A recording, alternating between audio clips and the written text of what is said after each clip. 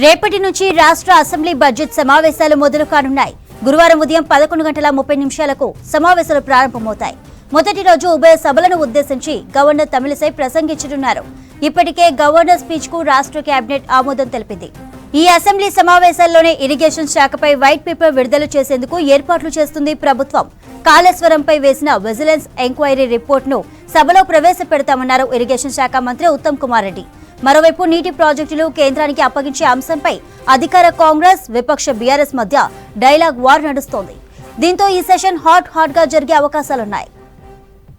రెడ్డిగా assembly budget session కు సంబంధించి మరిన్ని డీటెయిల్స్ రాజు లైవ్ లో అందిస్తారు. రాజు, బడ్జెట్ సెషన్ షెడ్యూల్ ఏంటి? రేపటి నుంచి వెళ్ళి రాష్ట్ర అసెంబ్లీ సమావేశాలు మొదలు కాబోతున్నాయి. రేపు గవర్నర్ ప్రసంగంతో అసెంబ్లీ సమావేశాలు ప్రారంభమయ్యే అవకాశం ఉంటుంది. మరుసటి రోజు గవర్నర్ ప్రసంగం పైన ధన్యవాద తీర్మానం ఉంటుంది. తర్వాత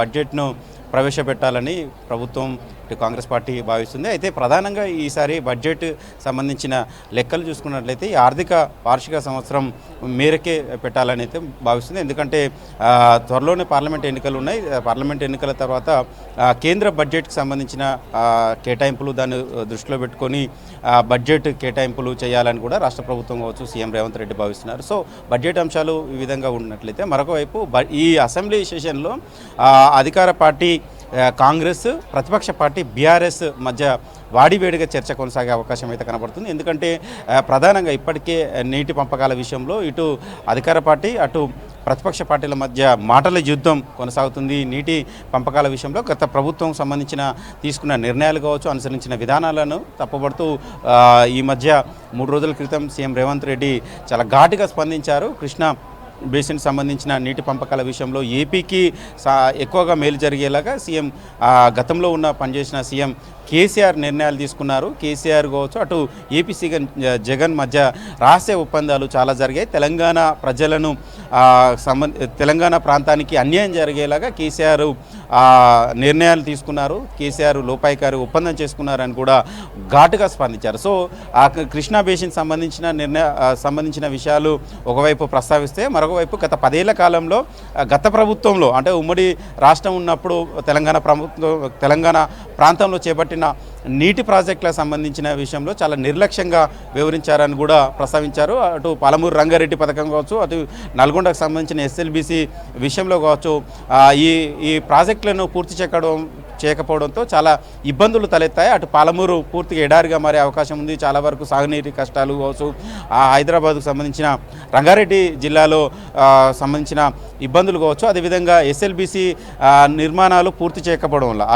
ఆ ప్రాజెక్టు పూర్తి చేయకపోవడం వల్ల చాలా వరకు లక్షల ఎకరాల్లో పంట సాగు కావాల్సింది అది కూడా లేదు. సో కమిషన్ల కోసమే కొత్తగా కాళేశ్వరం ప్రాజెక్టును తెర మీదకి తీసుకొచ్చి కాళేశ్వరం ప్రాజెక్టును నిర్మాణం చేశారు. అది పూర్తిగా వ్యర్థమైపోయింది. 1,00,000 కోట్ల అవినీతి జరిగింది.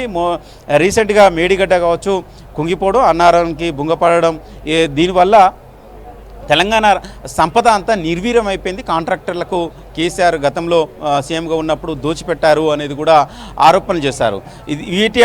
ఈ విషయాలన్నీ రేపు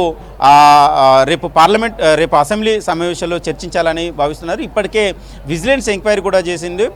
ఇరిగేషన్ డిపార్ట్మెంటు కూడా దానిపైన క్షుణ్ణంగా పరిశోధన చేసింది. విజిలెన్స్ ఎంక్వైరీ సంబంధించిన రిపోర్ట్ను రేపు అసెంబ్లీలో చర్చించాలి. దాన్ని ప్రస్తావించి తెలంగాణ ప్రజలకు గత ప్రభుత్వం చేసిన అన్యాయాలు కావచ్చు, అక్రమాలు కావచ్చు, వాటిని అన్నింటిని వివరించాలని భావిస్తుంది. అదేవిధంగా మరొక వైపు మిషన్ భగీరథ ద్వారా దాదాపు 1,000 కోట్ల రూపాయలు అవినీతి అక్రమాలకు పాల్పడ్డారు. మిషన్ భగీరథ ప్రాజెక్టు పేరుతోని ఇంటింటికి నల్ల నీరు అందిస్తున్నామని చెప్పి ఆ సమయంలో వారు ప్రభుత్వ హయాంలో చెప్పి ఏ విధంగా దోసుకున్నారు, పైప్ లైన్లు వేయకుండానే ఏ విధంగా బిల్లులు మయం చేశారు, అసలు కాంట్రాక్టులు ఎవరికి ఇచ్చారు, ఇవన్నీ విషయాలను అసెంబ్లీ సాక్షిగా తెలంగాణ ప్రజలకు వివరించాలని అయితే భావిస్తున్నారు. మిషన్ కాకతీయ పేరుతో కూడా చాలా వరకు 1,000 కోట్ల రూపాయలు దోపిడీ జరిగింది. సాసర్లాగా ఉన్న చెరువులు తాంబాలంలాగా చేసినామని గత ప్రభుత్వం పదే చెప్పింది. అసలు సాసర్లు తాంబాలాలు ఏమయ్యాయి, అసలు దాని వెనుక ఏం జరిగింది, ఆ మిషన్ భగీరథ ప్రాజెక్టుతోని మిషన్ కాకతీయ ప్రాజెక్టులతోని ఈ రెండు స్కీమ్లతోని ఎన్ని వేల కోట్ల రూపాయలు దోచుకున్నారనే ఇవన్నింటినీ విజిలెన్స్ ఎంక్వైరీ రూపంలో తీసుకొచ్చిన రిపోర్ట్ను రేపు ఆ అసెంబ్లీ సమావేశంలో ప్రస్తావించి వాటిపైన తెలంగాణ ప్రజలకు వివరించాలి, పవర్ పాయింట్ ప్రజెంటేషన్ ఇవ్వాలని అయితే కాంగ్రెస్ ప్రభుత్వం కోసం కాంగ్రెస్ పార్టీ భావిస్తున్నది. అదేవిధంగా విజిలెన్స్ ఎంక్వైరీ చేసిన రిపోర్ట్ పైన చర్చ చేయాలని అయితే భావిస్తున్నది. దానిపైన చర్చించడానికి సిద్ధంగా ఉండాలని బీఆర్ఎస్ సంబంధించిన నేతలకు ఎమ్మెల్యేలకు ఇప్పటికే సీఎం రేవంత్ రెడ్డి కూడా చెప్పడం జరిగింది. పూర్తి సమయం ఇస్తాం, పూర్తి ఎన్ని రోజులైతే అన్ని రోజులు అసెంబ్లీ సమావేశాలు నిర్వహించడానికి సిద్ధంగా ఉంటాం, ఇరిగేషన్ ప్రాజెక్టు పైన శ్వేతపత్రం కూడా విడుదల చేస్తామని కూడా చెప్పడం జరిగింది. సో ఈసారి జరగబోయే అసెంబ్లీ సమావేశాలు పూర్తిగా అవినీతి అక్రమాలను బయటికి తీసి వాటికి సంబంధించిన విజిలెన్స్ ఎంక్వైరీ ఏదైతే వచ్చిందో ఆ రిపోర్ట్ను బయటకు తీసి తెలంగాణ ప్రజలకు వివరించాలి అని అయితే ఇటు ప్రభుత్వం భావిస్తుంది. దానికి అనుగుణంగానే ప్రణాళికలు సిద్ధం చేస్తున్నట్లు తెలుస్తుంది.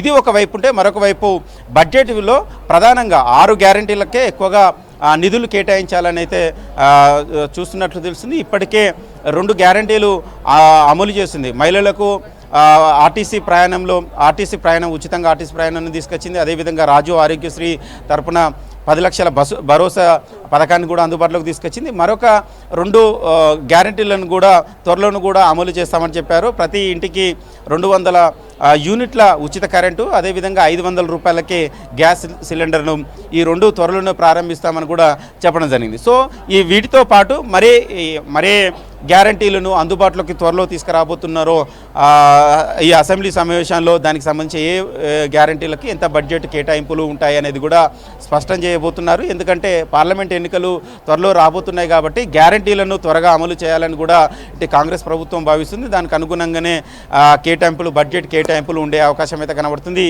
ఈ బడ్జెట్ కేటాయింపులు బడ్జెట్ సంబంధించిన ప్రజలకు ఇచ్చిన హామీలు, స్కీములకు సంబంధించిన గ్యారంటీలకు సంబంధించిన అంశాలు ప్రస్తావన కంటే ఎక్కువగా బీఆర్ఎస్ సంబంధించిన గత ప్రభుత్వంలో చేసిన అన్యాయాలు అక్రమాలపైనే ఎక్కువగా అసెంబ్లీ వేదికగా చేసుకొని బీఆర్ఎస్ నేతలకు చెక్ పెట్టాలి అని అయితే భావిస్తున్నారు.